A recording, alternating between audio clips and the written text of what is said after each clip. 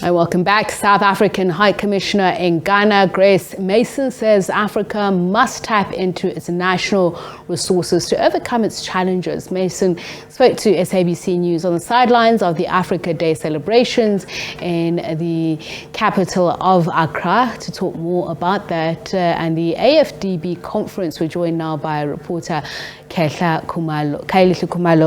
Khayelihle, very good evening to you, and thanks so much for bringing us up to speed about the events there in Accra. I know you're saying that it's very hot, as I'd imagine that Accra can be at this time, but how heated has been the debate around Africa Day and whether we're doing enough with our resources? Well, I can tell you this much, Tsepi. So here they always say, Akwaba, welcome. Of course, it's been a very interesting day, as of course the continent across the length and breadth is marking Africa Day, celebrating really some of the milestones, but fully mindful of the challenges ahead.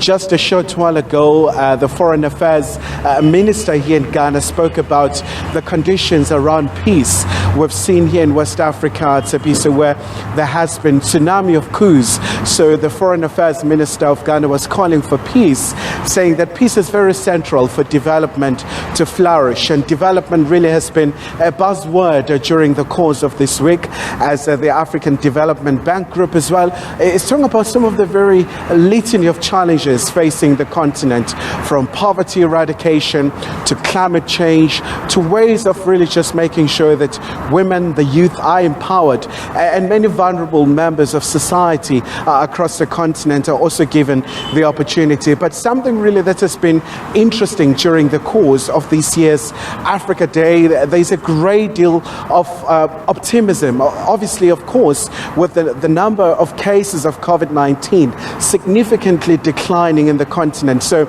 a lot of people really expressing jubilation with the in-person meeting returning, and really a lot of people saying it is Africa's time to deal with economic recovery. And one of the very central instruments in this regard, Sabisa, will have to be the Continental Free Trade Area. And in fact, the Secretary General of the Continental Free Trade Area, that's of course Wamkele Mene, said Africa really has been exposed in light of the conflict in Ukraine in terms of its own value chains, and saying that the Continental Free Trade Area is going to be a game changer, urging more countries in the continent to ratify this particular agreement. So far, only 43 African nations have ratified the agreement, essentially to enable intra-Africa trade and just to make sure that Africa is able to reach its economic potential.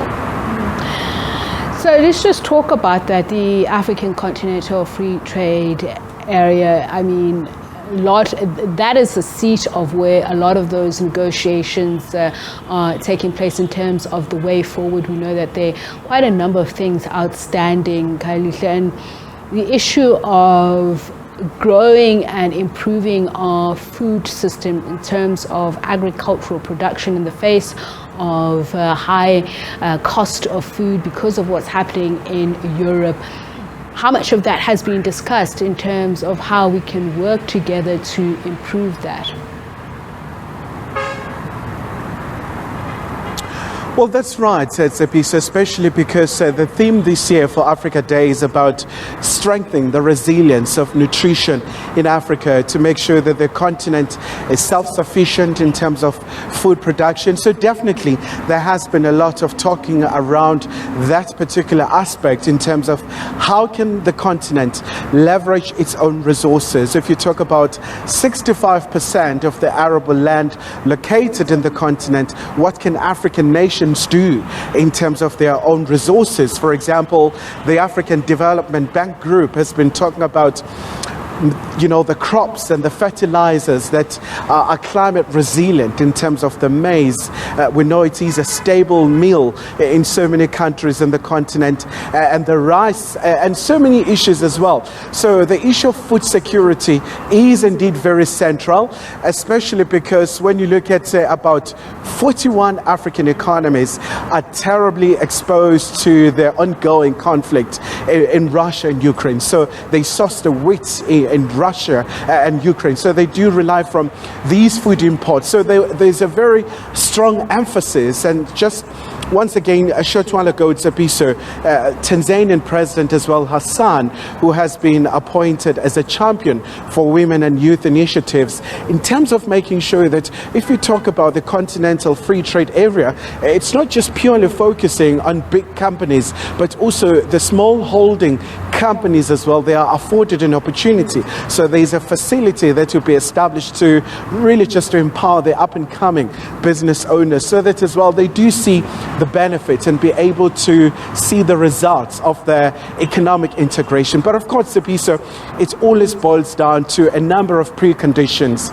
Peace and security, it's one of the most fundamental issues, because you won't be talking about goods moving from Cape to Cairo if you have instabilities in the eastern part of the DRC, if you still do have some issues in South Sudan, if you still do have some infighting in Tigray, in Ethiopia. So these are some of the preconditions really that must be addressed by the continent. All right, Khayelihle, just share with us your conversations with Ms. Mason around this issue, and also keeping in mind that I know that just energy transition because of climate change is also a big part of not only the conversations within the AfDB, but what is going on at the World Economic Forum as well. Did she touch on that at all? Well, certainly, Tsepiso, the issue around climate change here has been very dominant. For example, when you look at the budgetary allocation by the African Development Bank Group, they took about 6 to 7 billion rand that has been earmarked for climate adaptation, mitigation as well for the continent, especially because as much as Africa really is bearing the brunt of climate change, it's merely contributing about 3%. So most of the developed world, the northern hemisphere, is the one that is immensely contributing to climate change. And in fact, so many African nations really are bearing the brunt. Not far from where we are in the Sahel, the desertification, it is a major concern. You look at Southern Africa, there has been devastating rain. And just to quote the president of the African Development Bank Group, President Adeshina, he said, climate change is killing Africa. But of course, to really just go back to some of the main points that were raised by Tanzanian President Hassan, she spoke about a number of issues. For example, saying it's important as well, reminding her colleagues about the importance of ratifying this agreement, saying it's quite important because one of the projections by, of course, the Continental Free Trade Area is that by 2035, they want to lift at least out of poverty about 100 million Africans. So that would be quite a very massive impact. Really speaking about the spin-offs in terms of the capitalization and many other aspects, really, that would be very beneficial for the continent. All right, Khayelihle, we're going to leave it there with you. Thank you very much, and hope you have a fruitful further stay there in Accra, Ghana. Khayelihle Khumalo speaking about that AfDB meeting.